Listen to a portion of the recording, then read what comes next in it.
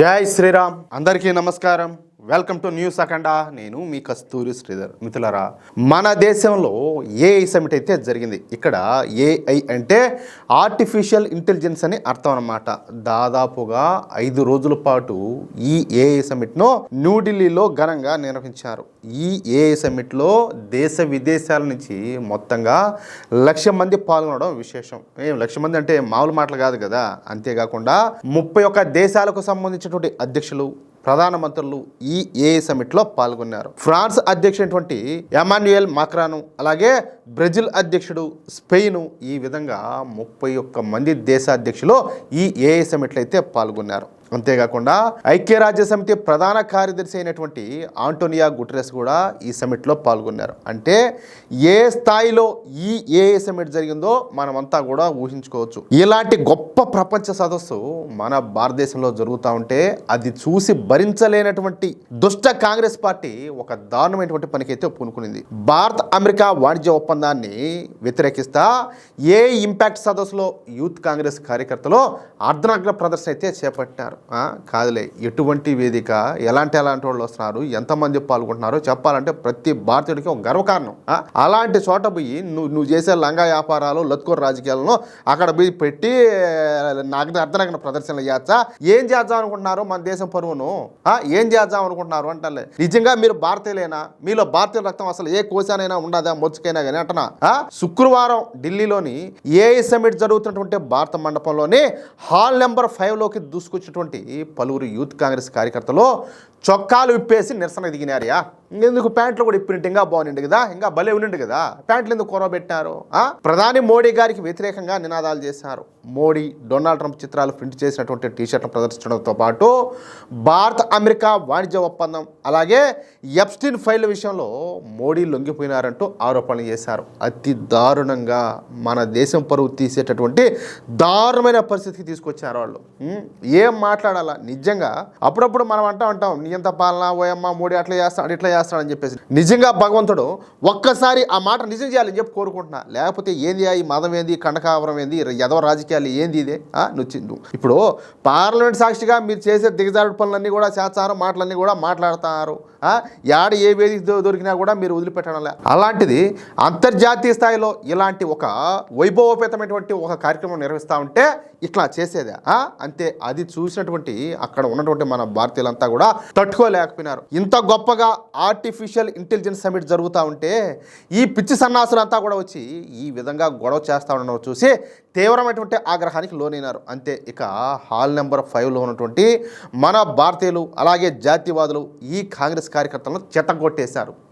ఈ యూత్ కాంగ్రెస్ కార్యకర్తలను, అలాగే నాయకులను ఏఐ సమిట్లో నుంచి మామూలు కూడా కాదు, పిచ్చి కుక్కలు తరిమినట్టు బయటికి అయితే తరివేశారు. ఎగిరిగిరితంతా ఒక్కొక్కరిని పరిగెత్తించి మరీ తనుకుంటా పోయినారు.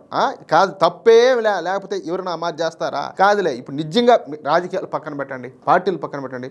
ఒక భారతీయుడు అయితే నువ్వు అలాంటి పనులు చేస్తావా? నలుగురు ముందు దేశం పరువు తీయాలని చెప్పి చూస్తావా? నువ్వు చేస్తాది కేవలం ఒక పార్టీకి వ్యతిరేకంగానో లేదా కొంతమంది నాయకులకు వ్యతిరేకంగా కాదు. నువ్వు దేశానికి వ్యతిరేకంగా చేస్తున్నావు, దేశానికి మచ్చ తెచ్చే విధంగా చేస్తున్నావు. నువ్వు ఎట్లా భారతీయుడు అవుతావు అంటాలే. దీంతో బిత్తరపోయినటువంటి ఈ యూత్ కాంగ్రెస్ నాయకులు ఇక ఆ దెబ్బలకు తట్టుకోలేక అక్కడి నుంచి బయటకు పారిపోయే ప్రయత్నం చేస్తే వెంటనే పోలీసులంతా కూడా వాళ్ళని పట్టుకొని అరెస్ట్ చేసి అక్కడి నుంచి తీసుకోమన్నారు. అసలు ఎంత దారుణం ఒకసారి చూడండి.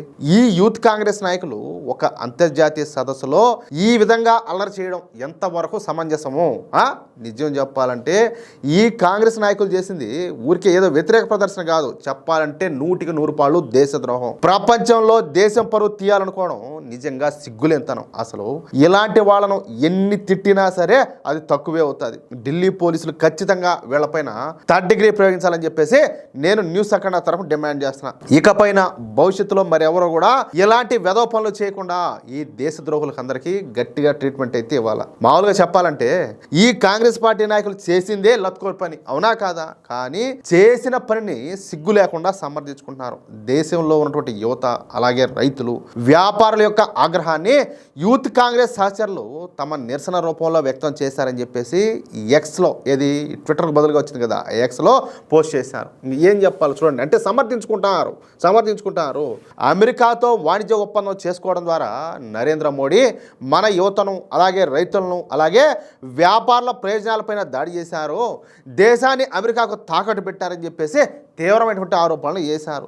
నిరసన తెలిపేటటువంటి హక్కు రాజ్యాంగం కల్పించిందంట. దానికి ఒక పద్ధతి ఉండక్కర్లా, కాదులే పద్ధతి ఉండక్కర్లా, ఒక సమయం సందర్భం ఏం ఉండాల్సిన అవసరం లే. నీకు నచ్చాడు నీకు బుద్ధి పుట్టినట్టు చేస్తావా అంటాలే. మేము నిరసన కాదు ప్రజల గొంతుకును వినిపిస్తున్నామని చెప్పేసి ఈ కాంగ్రెస్ పార్టీ పేర్కొనడం విడ్డూరం. అంటే ఇక వీళ్ళని ఏమనాలో మీరే చెప్పండి. ఏదైనా ఉంటే మనం తెలుసుకోవాలి, అంతేగాని కాదులే అంతర్జాతీయ స్థాయిలో ఒక సమావేశం ఒకటి కార్యక్రమం జరుగుతూ ఉంటే దాని ముందు దేశ పరువు తీయకూడదు కదా.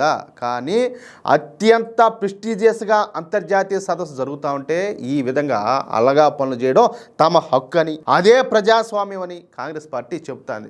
దీన్ని బట్టి అర్థం చేసుకోవచ్చు మనం. ఇక్కడ మరొక విషయం ఏంటంటే సదస్సు జరిగేటటువంటి వేదిక లోపల అదే కాంగ్రెస్ పార్టీకి చెందినటువంటి తెలంగాణ ముఖ్యమంత్రి రేవంత్ రెడ్డి గారు ప్రపంచంలో ఉన్నటువంటి మేధావులందరినీ కూడా ఒకే చోట చేర్చినందుకు ప్రధాని మోడీ గారిని అభినందిస్తున్నారని చెప్పేసి బండి సంజయ్ గారు గుర్తు చేశారు. ఒకే పార్టీ రెండు ముఖాలు. చూడండి, ఇక్కడ రేవంత్ రెడ్డి గారు ఏమో ఒక విధంగా మాట్లాడుతున్నారు, ఈ యూత్ కాంగ్రెస్ వాళ్ళు ఏమో ఒక రకంగా చేస్తారు.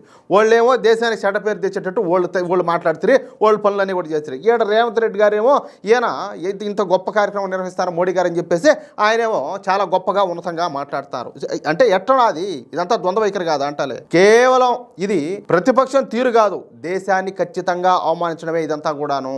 ఇది రాజకీయ దీర్ఘకాలిక మానసిక వ్యాధి. ప్రపంచ వేదిక పైన మూవన్నెల జెండా రెపరెపలాడుతూ ఉన్నప్పుడు గేటు దగ్గర ఇలాంటి చౌకబారు రాజకీయాలు అయితే ఖచ్చితంగా చేయకూడదు. ఎల్లప్పుడూ కూడా దేశానికే ప్రథమ ప్రాధాన్యత అని చెప్పేసి మన బండి సంజయ్ గారు కాంగ్రెస్ పార్టీ పైన తీవ్రమైనటువంటి ఆగ్రహం అయితే వ్యక్తం చేశారు. మొత్తం మీద అయితే దేశ ప్రజలంతా కూడా ఈ విషయంలో కాంగ్రెస్ పార్టీ పైన విరుచుకుపడతారు. కాంగ్రెస్ పార్టీ అంటేనే చెప్పాలంటే అసహించుకుంటున్నారు. ఇన్నాళ్ళు న్యూట్రల్గా ఉన్న వాళ్ళు కూడా ఇకపైన కాంగ్రెస్ పార్టీ నుంచి దూరం అయితే జరుగుతారు. అది విషయం మిత్రులారా. దేశ ప్రయోజనాల విషయంలో న్యూస్ అఖండా ఎప్పుడు కూడా రాజీ పడదు. నిజం ఎక్కడ ఉండదో అక్కడే నిలబడుతుంది. మీరు కూడా దేశానికి మేలు చేసేటటువంటి వార్తలను తెలుసుకోవాలనుకుంటే, నిజాలను నిర్భయంగా వినాలనుకుంటే మన న్యూస్ అఖండాతో కలిసి ఉండండి. ఈ వీడియో కనుక మీకు నచ్చినట్లయితే తప్పనిసరిగా లైక్ చేయండి, అలాగే షేర్ చేయండి, మీ అభిప్రాయాన్ని కామెంట్ రూపంలో తెలియజేయండి. అలాగే ఇంతవరకు మీరు కనుక మన ఛానల్ను సబ్స్క్రైబ్ చేసుకున్నట్లయితే ఖచ్చితంగా ప్రతి ఒక్కరు కూడా మన ఛానల్ను సబ్స్క్రైబ్ చేసుకోండి. జై శ్రీరామ్, జై హింద్, భారత్ మాతాకి జై.